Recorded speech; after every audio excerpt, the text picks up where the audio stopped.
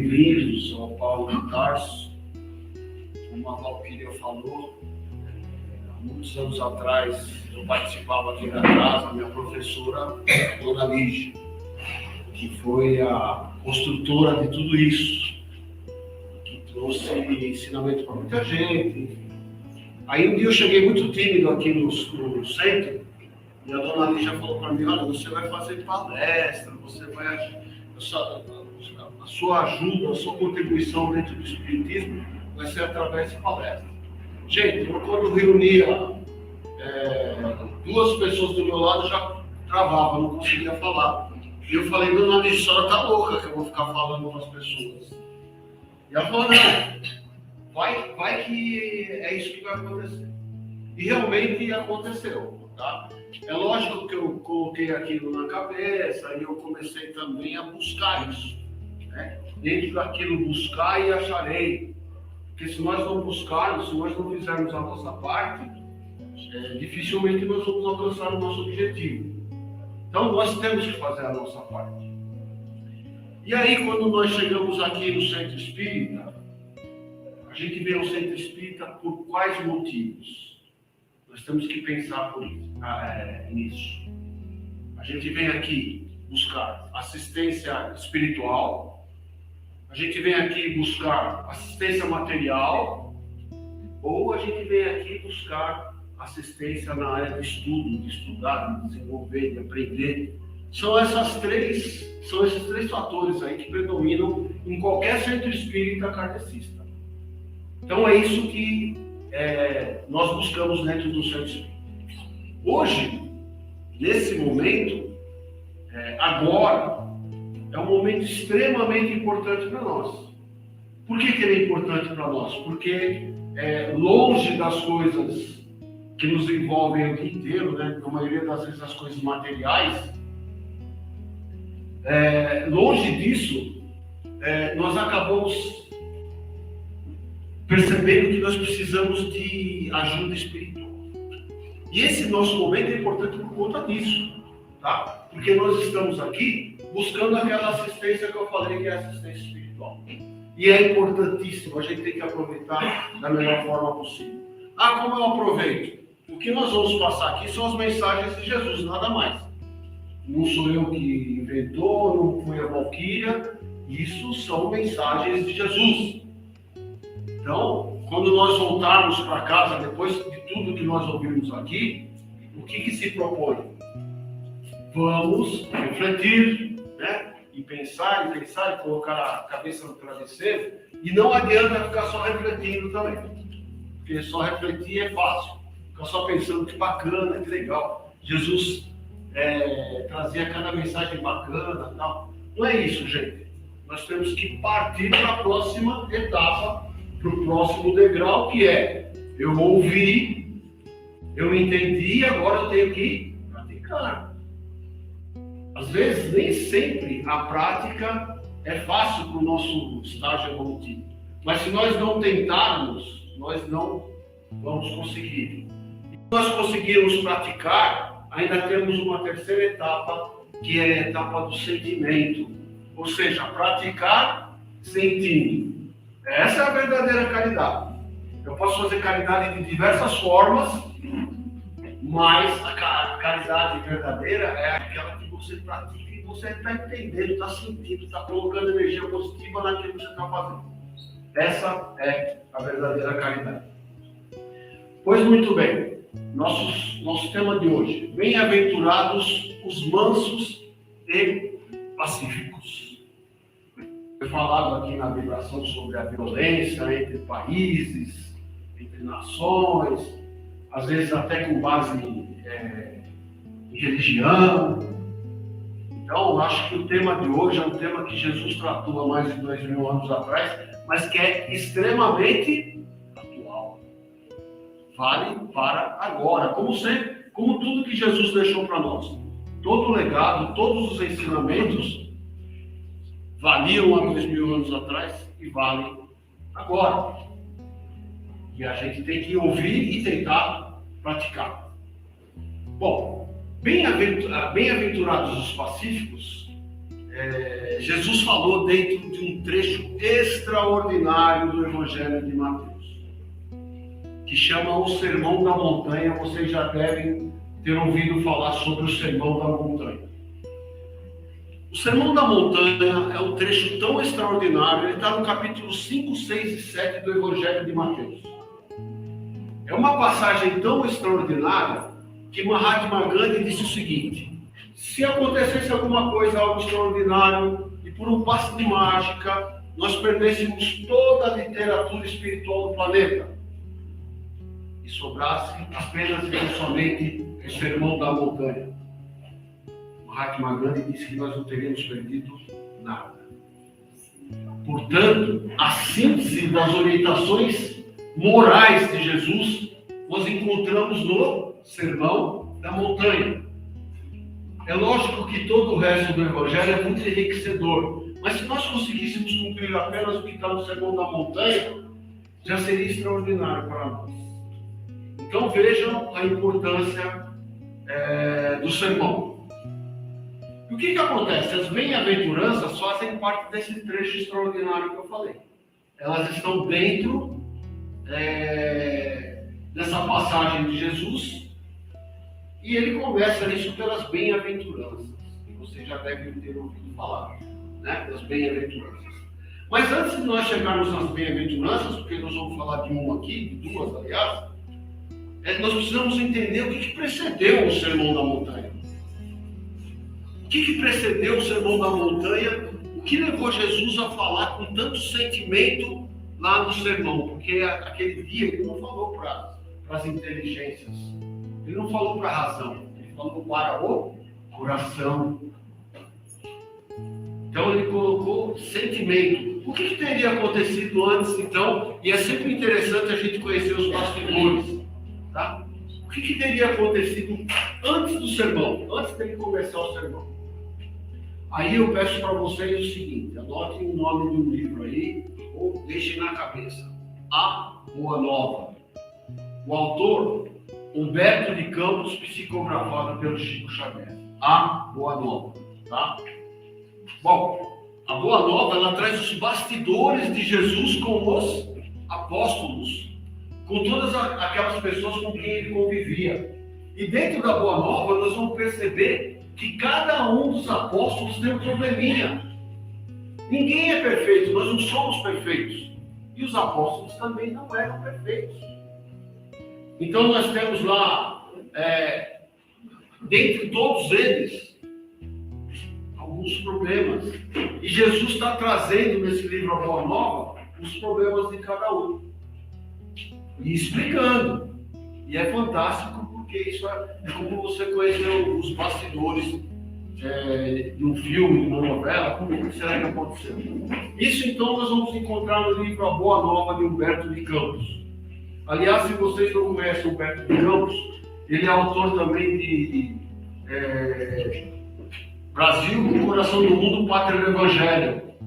Foi falado aqui também. Que eu também deixo a dica para vocês, se vocês tiverem a oportunidade. Também é um livro extraordinário, e através desse livro nós sabemos por que o Brasil é a pátria do Evangelho. Ah, mas está tudo conturbado aqui, mas é momentâneo, isso vai passar. Com certeza. Então esse nosso amigo Humberto de Campos, ele era um grande jornalista na época, lá por volta do final dos anos 1800. E ele desencarnou e ele começou então a mandar mensagens através de Chico Xavier. Ele escreveu alguns livros, esses livros fizeram sucesso, como esses dois que eu falei. E o que aconteceu com a família? Já que é do Humberto, eu quero os direitos autorais, entrou com ação na justiça. Bom, isso foi resolvido pela justiça lá atrás, mas para se evitar qualquer tipo de problema, o nosso amigo Humberto de Campos passou a se denominar Irmão X. Então esses mesmos livros que eu falei para vocês aí, vocês vão encontrar lá com o autor Irmão X, que é Humberto de Campos. Tá bom. O nosso amigo Humberto de Campos, nesse livro A Boa Nova, no capítulo 11, descreveu como é que foi o que precedeu o Sermão da Montanha. E resumidamente a história é mais ou menos assim. Naquela época, Jesus andava para lá, para cá, pregando, e atrás dele ia uma multidão, várias pessoas. Todos queriam chegar até Jesus, todos queriam tocar Jesus, todos queriam conversar com Jesus. Mas, como eu falei, eram muitos. Então existia uma dificuldade de ir diretamente com Jesus. E o que eles pensavam? Já que eu não posso ir com o presidente, eu vou com a diretoria. Então quem que eles procuravam? Os apóstolos, que eram mais acessíveis. Aí ficava mais fácil, eu não consigo chegar no presidente, mas chego no diretor. E essa história que é contada por Humberto de Campos, diz que Levi, que nada mais é do que o próprio Mateus, esse Mateus que eu falei aí do Evangelho, 5, 6, 7, Mateus o Evangelista, ele era chamado de Levi. E aí conta a história que Levi recebeu na casa dele 3 pessoas. E as 3 pessoas recebidas por Levi, né, pelo Mateus, eles se declararam no sentido de que queriam contribuir com aquela coisa que estava chegando. Eles queriam contribuir com aquele projeto que eles achavam que era sensacional. O projeto da Boa Nova, das mensagens de Jesus, de alguma forma eles queriam contribuir. E eles foram até Levi e se colocaram ali à sua disposição. E aí Levi olhou para eles e falou assim: olha, eu entendo a vontade de vocês, eu entendo o querer de vocês, porém eu tenho que ser bem transparente. Eu não vejo como vocês possam ajudar dentro de uma causa tão grande e tão extraordinária. Porque você, e aí ele falou o nome de um lá, porque você vive em aflições. Você, a sua família te abandonou. E você é um aleijado. Como que 3 pessoas com todos esses problemas podem contribuir para um projeto tão extraordinário? Então, meus amigos, eu sinto muito, não vai ser possível. Bom, eles ficaram arrasados. Imaginem você chegando lá de boa vontade, querendo participar de uma causa nobre, e alguém fala para você que você não serve. Eles saíram de lá arrasados.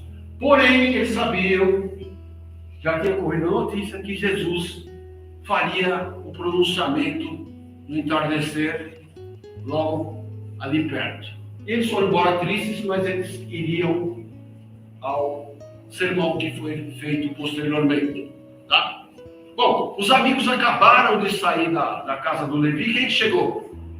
Chegou o presidente. Chegou o presidente. E aí o nosso amigo Levi, todo inocentão, chegou lá e falou: Senhor, você não sabe o que aconteceu. Hoje estiveram aqui 3 pessoas querendo contribuir conosco, querendo participar da nossa causa, mas fica tranquilo, Senhor, já despachei os 3. Porque um era aleijado, o outro só tinha problemas com a família, o outro vive em aflições, e o Senhor sabe, né? Como é que pessoas desse tipo poderiam nos ajudar? A nossa causa é muito grande. E aí, por isso que é legal ler o livro, porque tem os detalhes.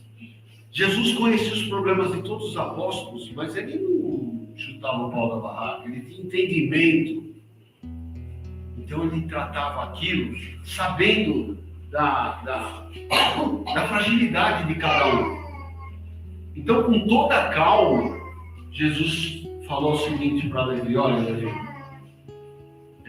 a nossa causa, nós estamos aqui não é para os vencedores do mundo. Nós não estamos aqui para os vencedores do mundo, para quem já ganhou a vida materialmente.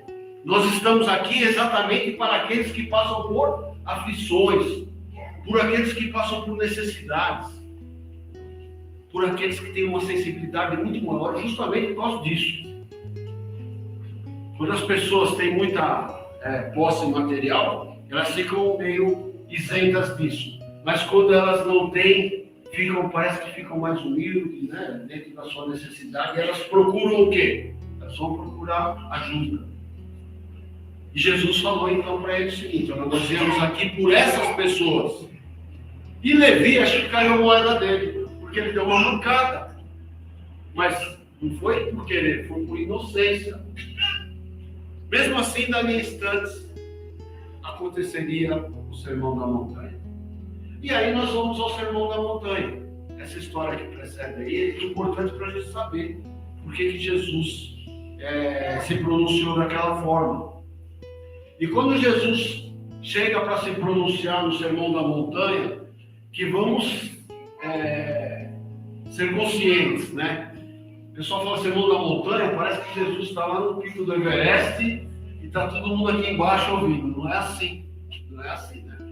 Na verdade, ele subiu numa elevação para que ele pudesse ser ouvido melhor pelas pessoas e para que as pessoas pudessem vê-lo também, enfim. Ele só subiu no monte. E nós chamamos de Sermão do Monte. E aí Jesus, com toda aquela emoção, ele começa a falar o Sermão do Monte. E a primeira bem-aventurança começa pelas bem-aventuranças do Sermão da Montanha. Ele fala, bem-aventurados os humildes. Bom, bem-aventurados os humildes é uma aventurança que a gente tem que trazer para a nossa vida. Por quê? Porque é a primeira que Jesus falou. Então, humildade na nossa vida é primordial. Não adianta nós queremos desenvolver outras virtudes se nós não somos humildes. Então, nós precisamos cultivar a humildade.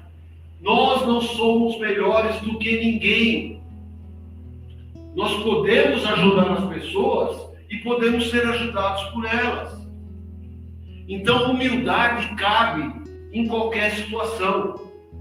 Jesus, quando lavou os pés dos apóstolos, ele passou a toalha na cintura e lavou os pés de cada um e disse o seguinte: eu sou seu mestre, vocês mesmos estão dizendo, eu sou.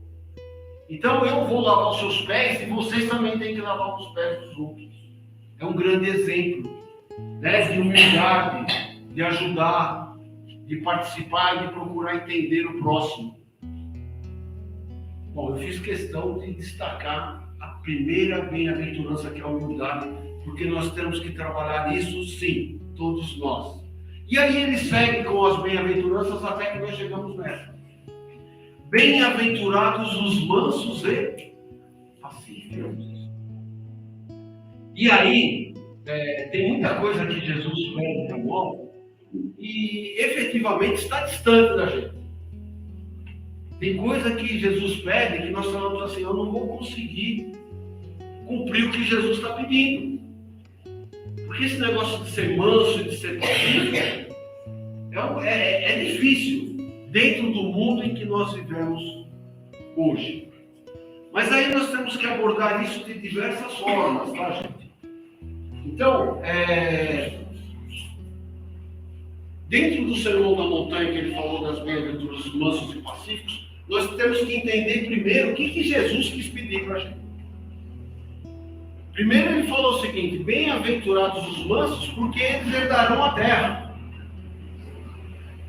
Repetindo, bem-aventurados os mansos, terra. Tá?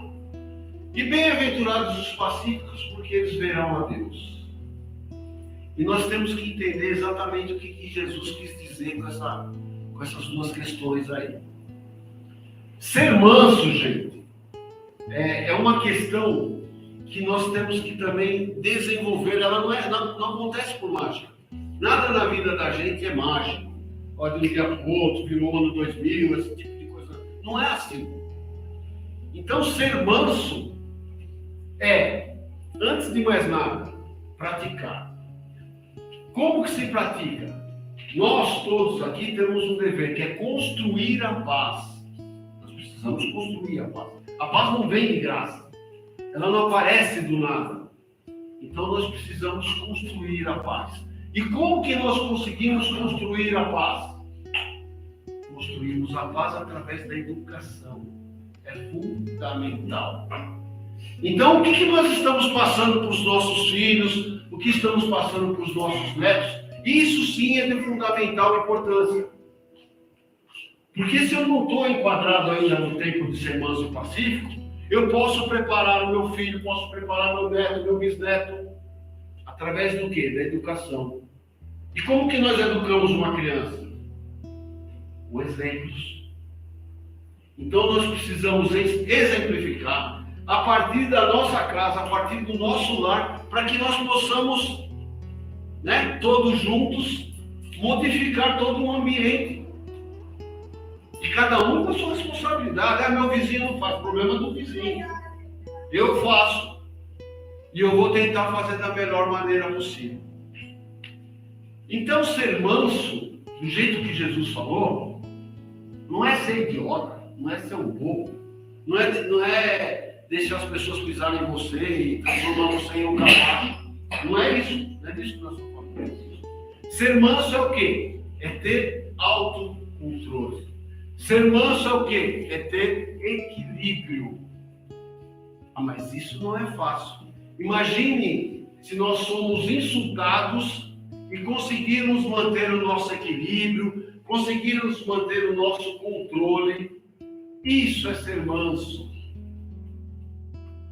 E procurar entender. E além disso, a mansidão tem uma característica, que é o seguinte: eu não vou me vingar. Porque uma coisa é você ser ofendido. Nós podemos ser ofendidos, como podemos também ofender. Isso faz parte da nossa vida. A ofensa faz parte da nossa vida. Agora, como que nós reagimos a isso?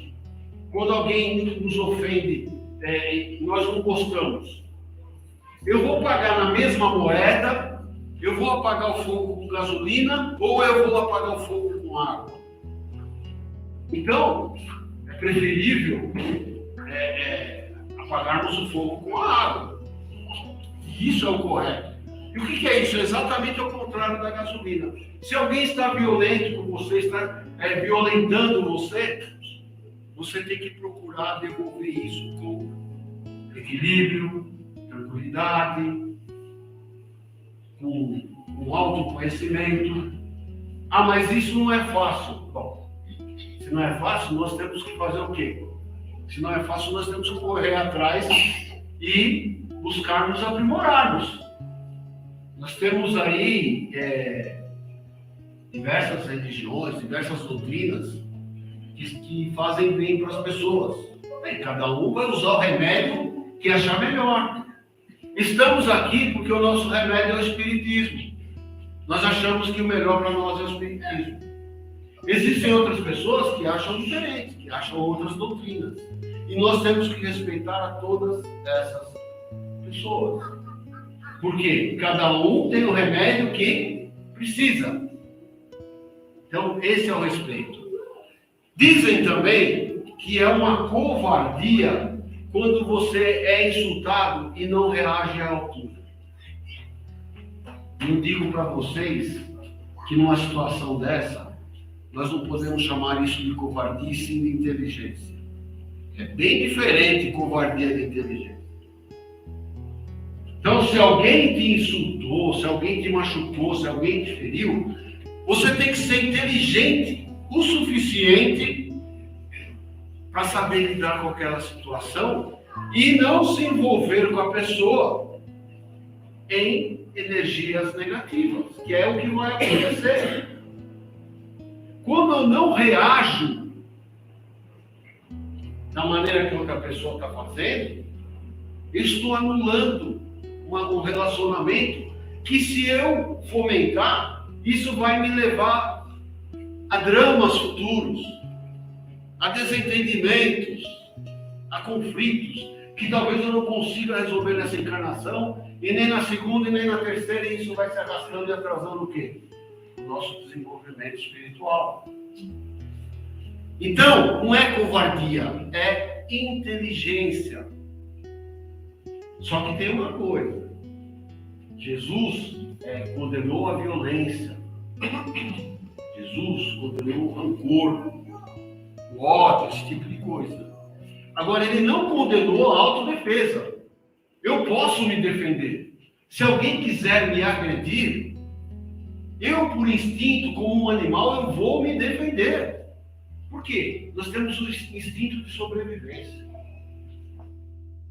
Não adianta nada eu ter ido no centro espírita e ter ouvido meia hora de mansos e pacíficos, porque quando alguém vier me agredir, eu vou tentar me defender.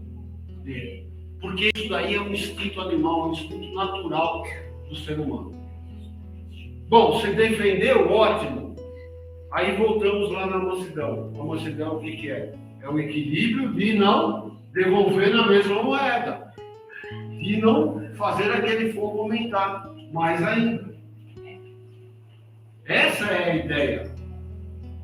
O que mais nós temos de ideia? Ainda falando dos mansos. Fala dos mansos agora. São bem-aventurados os mansos, porque eles herdarão a terra.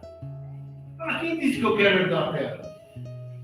Eu não vejo a hora de desencarnar e me mandar daqui, cara. Eu quero ir para um lugar bonito, iluminado. Né? Jesus não falou na casa, há muitas moradas na casa do meu pai?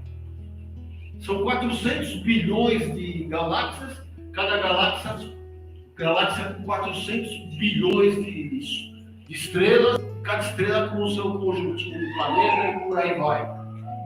Isso é o que o nosso telescópio menor consegue alcançar, que é o Hubble. Mas quando nós tivermos alguma coisa mais desenvolvida, nós vamos muito mais além. Quer dizer que o universo, ao nosso ver aqui, é praticamente infinito. E são moradas que foram disponibilizadas por Deus justamente para nós passarmos as nossas experiências. Então, eu vou ser manso, mas eu não quero ficar na Terra. Não quero ficar na Terra. Quero ir para outro lugar mais bacana. Só que eu preciso entender, e a gente vai entendendo isso com a evolução dos estudos, porque na época do nosso amigo Allan Kardec, ele nos trouxe, através dos próprios espíritos, o conhecimento da progressão dos mundos. E o que é a progressão dos mundos? Os mundos têm estágios. Então nós começamos pelo mundo primitivo. E depois nós temos um mundo um degrau acima, que é o mundo de provas e expiações. Subo mais um degrau, vou ao mundo de regeneração. Vou subindo, vou aos mundos celestes, e depois vou aos mundos divinos. São todas essas classificações que Kardec conseguiu trazer para nós entendermos a progressão dos mundos. E à medida que eu, como espírito, vou evoluindo, é lógico que eu vou merecendo o quê? Um mundo melhor. Por isso que eles são diferentes, porque quem habita lá também é diferente. O mundo está relacionado diretamente com a evolução de cada espírito. Bom, e agora? Herdar a Terra. Acontece que dentro desse processo aí da progressão dos mundos, nós estamos numa etapa de passar de provas e expiações para o mundo de regeneração. Alguns estudiosos aí do espiritismo, que se debruçaram sobre esse assunto, nos trouxeram a informação de que esse processo começou em 1957, por coincidência o ano que eu nasci. E tem lá um fator, não é à toa. Não é, o Luiz nasceu em 57 e começou a mudar o mundo. Não é isso. Teve lá um evento que, a partir daquele evento, se considera que começou a transformação do mundo de provas e expiações para a regeneração. E quando que vai acabar? 2057. Segundo esses estudiosos, tá?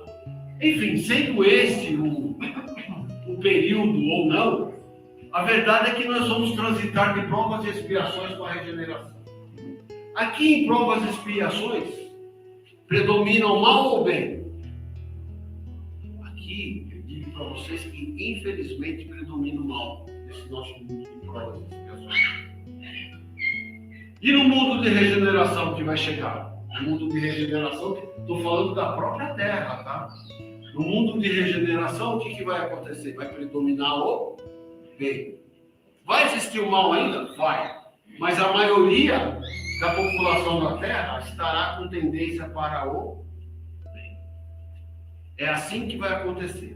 Por isso que Jesus disse o seguinte: bem-aventurados os mansos, porque eles herdarão a Terra. Então nós temos que fazer a nossa parte da melhor maneira possível para nós herdarmos esse mundo de regeneração que é o próprio planeta Terra. E o que nós temos no mundo de provas e expiações hoje? Violência, ódio, rancor, só esses sentimentos ruins entre as nações, entre as pessoas. E o que nos espera no mundo de regeneração? Fraternidade, entendimento, compreensão, ajuda mútua. Nós teremos um outro mundo. Então agora eu acho que eu tenho que ser merecedor de ficar na terra. Então eu vou tentar, dentro do que Jesus falou, dentro de um desses itens, praticar a mansidão, ser manso. Dentro do que nós conversamos aqui. Não precisa ser nada diferente disso. Bom, deixa eu brincar ali. Bom, tem mais um pouquinho para falar. O que acontece é o seguinte. Se nós voltarmos um pouquinho lá dentro do texto bíblico, nós vamos ver que nós tínhamos o Antigo Testamento e o Novo Testamento. Com relação ao conflito das pessoas, no Antigo Testamento, a lei era bem dura, e era séria, e era praticada. Olho por olho, dente por... Era assim. Se você cortasse a mão de alguém, por exemplo, a pessoa tinha o direito de cortar a sua mão, e ela fazia. Porque era olho por olho, dente por dente. A chamada lei de Talião. Talião quer dizer tal como, tá? Então, tal como você me machucou, eu posso te machucar. Isso era praticado. Por que era praticado dessa forma? Porque era o que nós entendíamos na época. Teimosos, malcriados. É isso que nós entendemos. Então o remédio era para a época. Isso passou e quem que chegou? Jesus. Ele trocou a lei do talião pela lei do amor. Amar a Deus sobre todas as coisas e ao próximo como a si mesmo. O amor cobre a multidão dos seus pecados. Mudou tudo.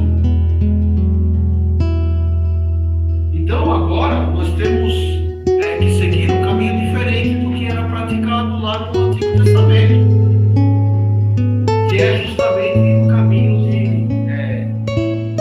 entendermos que nós estamos aqui nesse planeta por duas coisas. Só duas coisas nós estamos aqui nesse planeta. Primeiro, eu estou aqui porque eu estou tendo uma oportunidade para resgatar alguma coisa que eu fiz em vidas anteriores, ou ser provado e aproveitar toda essa oportunidade e procurar evoluir. Evoluir em todos os sentidos. Intelectual, espiritual, emocional. Cada um sabe onde tem que trabalhar. Mas o que eu puder fazer, nesses poucos anos que nós passamos aqui encarados, eu tenho que fazer e eu preciso evoluir. Então esse é um dos fatores porque nós estamos aqui. O outro fator que nós estamos aqui é o seguinte: estamos aqui para servir ao próximo. Por quê? Porque foi perguntando a Jesus: Senhor, quem que é o maior no reino de Deus? E o que ele falou? O maior é aquele que serve. Direto. Quem que é o maior? Se nós quisermos ser os maiores lá no reino dos céus, chegarmos lá na espiritualidade, cheio de luzes e etc e tal, nós temos que entender que nós precisamos ajudar o próximo. E aí, quem que é o próximo? Tem aquela passagem lá naquela história do bom samaritano. Quem que é o próximo? Bom, o próximo é a pessoa que está na sua frente nesse momento. É isso. Nós somos aqui próximos. O que nós pudermos nos ajudar, principalmente a gente tem que fazer. E quando eu saio, quando eu vou para minha casa, aí eu tenho o meu lar, eu tenho que ajudar o meu próximo lá, eu tenho o meu vizinho, eu tenho meus amigos, eu tenho uma rede de relacionamentos. E eu tenho que aproveitar essa rede de relacionamentos e contribuir com alguma coisa positiva. E eu preciso fazer isso. Por que eu preciso ajudar as outras pessoas? Porque eu preciso da ajuda delas. É simples assim. Bom, o cara estuda pra caramba e vira um médico, um especialista maravilhoso. Ele sabe tudo isso. E aí, ele dá um probleminha aí jurídico e ele precisa de quem? Advogado. Que foi por outro caminho totalmente diferente da da medicina, mas um precisa do outro, porque quando o advogado está doente, ele vai atrás do médico. E quando o médico não precisar, ele vai atrás do advogado. E é assim a nossa lei da sociedade, é assim que funciona. Não podemos menosprezar ninguém. Imaginem vocês se não fossem os coletores de lixo, por exemplo. Imaginem, nós precisamos desses caras. Nós precisamos tratar bem esses caras. Não é assim, ó, esse cara é um lixo, passa aqui, faz barulho. Não, gente. Nós precisamos deles. E assim funciona a lei da sociedade, com um precisando do outro. Por isso que nós estamos aqui para isso, para buscar servir um ao outro. E aí Jesus, como eu falei, ele não deixa nada fácil. Tá? Se fosse fácil, nós nem estaríamos mais aqui, já estava longe. Né? Mas ele deixa uma coisa difícil. E ele falou o seguinte, ó, vocês têm que se amar. Mas amar amigo é fácil. Moleza, não moleza do amigo? Eu quero que vocês amem os inimigos. Aí para nós é extremamente difícil essa porque quando nós amamos um amigo, quando eu cheguei aqui, cheio de amigos, todo mundo me dando abraço, me recebendo, um sorriso, isso é maravilhoso. Por quê? Porque existe uma troca de energias, não é só a questão da presença física. Existe ali uma troca de energias. O seu amigo, ele te dá energia boa e você dá energia boa para ele. Que maravilha. E quando é o inimigo? Você vê um inimigo aqui, ó, sentar os dois na mesma calçada, você vai para outra calçada. E aí nós temos que entender o quê? Que é uma questão energética. E temos que entender o que Jesus quis dizer também com essa questão de amar o inimigo. Eu não consigo amar o inimigo como eu consigo amar um amigo. É impossível. É impossível. Bom, então o que seria amar o inimigo? Amar o inimigo é o seguinte: alguém te insultou,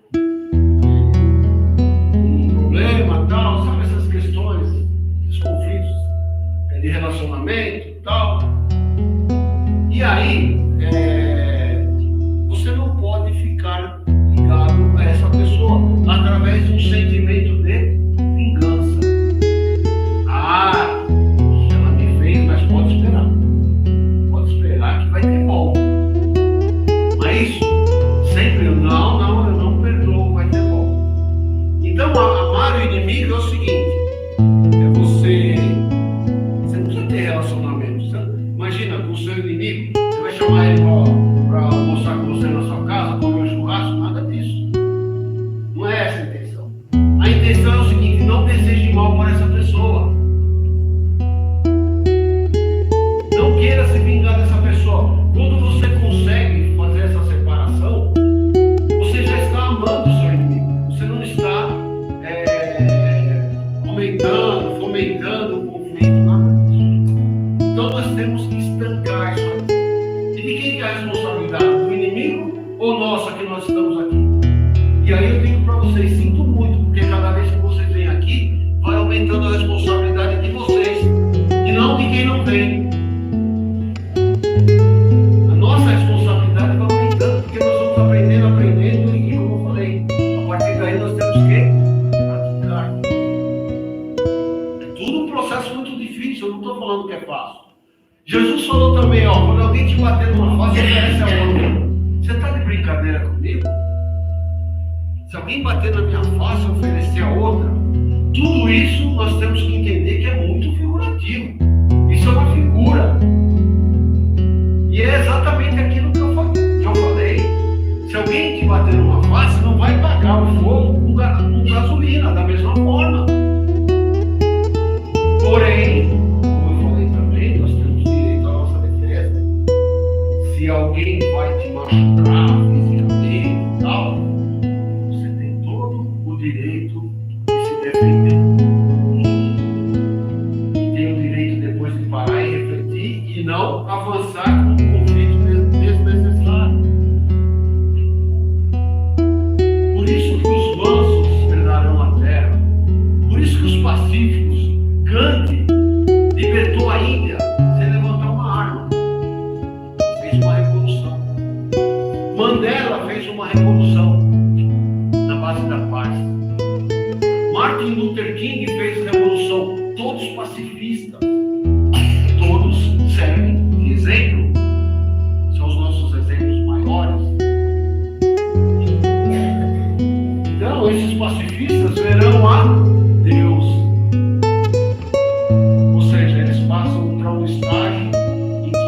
podem estar bem colocados dentro do plano espiritual. Isso faz parte de um processo evolutivo. Então, gente, olha, é que nem eu falei, tudo que Jesus pregou e que nós olhamos e podemos pensar assim, isso é muito difícil para mim. Eu não consigo. Muita gente fala, eu não sou Jesus, eu vou me vingar. Só que se nós não começarmos o treinamento, se eu não começar a treinar, eu não vou conseguir. Ou vocês acham que um virtuoso lá do piano, do violão e tal, aí você vê o cara tocando, que maravilha de fantástico. Vocês acham que eles já começaram daquele jeito? Não. Suor. Às vezes muito mais transpiração do que inspiração. Então nós temos que fazer a nossa parte. E hoje eu vou encerrar, para vocês ficarem felizes comigo, que existe na internet, talvez algum de vocês já tenham visto o vídeo do Divaldo Pereira Franco. E Divaldo conta que o leitor dele disse para ele o seguinte: se alguém te ofender com palavras, agradeça a Deus, porque ele poderia ter te agredido fisicamente. Ele continua: se alguém te agrediu fisicamente, agradeça a Deus, porque essa pessoa poderia ter te assassinado. E se alguém te assassinou, agradeça a Deus, poderia ser você o assassino. Quando nós olhamos isso, nós vemos a distância que nós estamos. Mas ao mesmo tempo, nós percebemos que nós precisamos começar a nossa estradinha, que é a estradinha da reforma íntima, que é a estradinha de me transformar. Nós estamos aqui para uma transformação. Dentro de um centro espírita, todos os trabalhos são importantes. Todos. Agora, a palestra é fundamental. Não é porque eu estou falando, porque vem toda semana aqui uma pessoa diferente. Por que a palestra é fundamental? Por que o sermão do padre é fundamental quando estudar na missa? Porque a proposta é de transformação. Nós precisamos de transformação. Ah, eu não preciso. Precisa sim. Quem fala que não precisa é quem mais precisa. Nós precisamos melhorar. Estamos já sem tempo, porque os nossos amigos aí que não merecem até a minha educação, esses amigos serão jubilados. Vocês sabem o que é um jubilamento. Quando eu estudava, e na minha época lá o colégio público era um colégio forte, eu precisava passar por uma série de exames para achar uma vaguinha no colégio. Todo mundo queria. Ensino fantástico. Hoje em dia deteriorou tudo, inverteu tudo. E aí o que acontecia naquela época? Se você entrou, se você teve a capacidade de entrar, você só pode repetir de ano uma vez. Porque senão depois vem o VAR e vai falar para você está fora, se você repetir mais uma vez. Por que você está fora? Você está jubilado. Por que você está jubilado? Porque você está ocupando o lugar de uma pessoa que quer estudar. Se você não quer estudar, é justo você sair e deixar o lugar. E esses alunos eram transferidos para outra escola. É como acontece aqui, né? Esses nossos amigos vão ser jubilados, eles não vão ser largados no inferno, nada disso. Eles vão para um outro planeta, para um outro lugar, talvez em condições mais primitivas ainda, para começar a aprender a se desenvolver moralmente, intelectualmente, porque aqui ele não conseguiu voltar, né? Que isso fosse feito. Então, gente, essa era a mensagem de hoje, que conforme eu falei, voltamos para casa, refletimos e vamos colocar no nosso dia a dia. Aquela história dentro aí do Mansos e Pacíficos, aquela história de contar até 10 é verdadeira. 100. Por quê? Porque no momento quente de um conflito, você só faz besteira. Só faz besteira. Agora, se você ouviu, foi ofendido, ficou quieto, amanhã a gente resolve, outro dia você vai ver que o peso disso daí diminuiu a 90%. Enfim, nós temos que fazer a nossa parte. Buscai e acharei, batei e se abrirá, pedi e obtereis. E temos que fazer a nossa parte. Ajuda-te e o céu te ajudará. Ok? Bom, encerrada a palestra, eu queria saber se alguém quer comentar alguma coisa, tem alguma historinha para contar, bem rapidamente. Fica à vontade, tá? Alguma pergunta?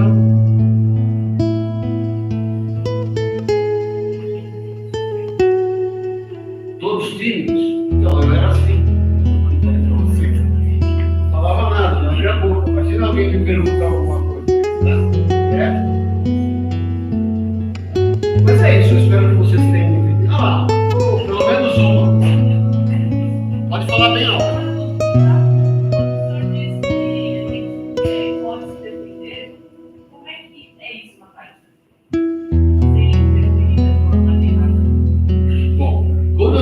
Você pode se defender, eu estou falando de agressões físicas, tá? Porque se alguém te agride com palavras, que você vai ter que aplicar é aquele equilíbrio, aquele autocontrole, aquela atitude de não revidar no mesmo nível.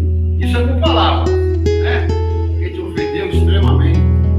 Aí, quando eu falo que você tem o direito de se defender, é quando você fisicamente está correndo risco. Aí, de repente, a mulher tem lá um marido tão bonzinho que está quase quebrando o braço dela, né? Ela tem direito de se defender do jeito que ela puder. Por que a lei humana, a lei dos homens, dá o direito de defesa, né? De autodefesa? Lá nos Estados Unidos, por exemplo, todo mundo tem arma. Se você entrar na minha casa, eu posso me defender. É o mínimo que nós podemos ter para nos defender. Que eu vou deixar minha casa aberta para os outros entrarem e fazerem o que quiser? Não. Então essa questão de defesa que eu falei é a questão do instinto de conservação, do instinto animal, que fisicamente eu tenho que me defender. É isso. O resto, estamos falando do quê? Estamos falando de ofensas através de palavras, de insultos. Aí é o equilíbrio de cada um. É uma coisa a ser desenvolvida, tá? Eu digo que não é fácil, não. Para não passar por lá do pai. Mas antes, nós temos um pedido. Nós não podemos, né, pessoal, deixar de agradecer a palestra do Luiz. E nós